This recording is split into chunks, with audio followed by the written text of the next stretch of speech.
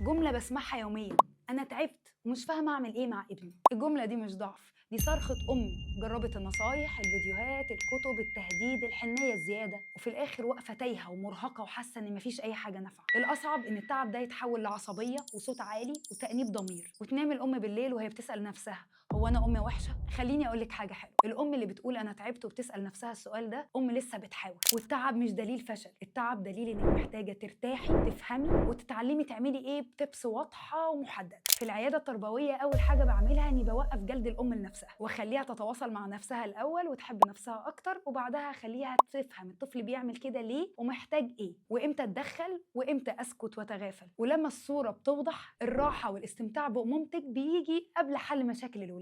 انت مش محتاجة تكوني أم جديدة، محتاجة بس طريقة أوضح وأبسط. ولو عايزة تتعلمي أكتر، جهزتلك الكورس مجاني في أساسية لتعديل السلوك، وهتلاقي اللينك تحت الفيديو.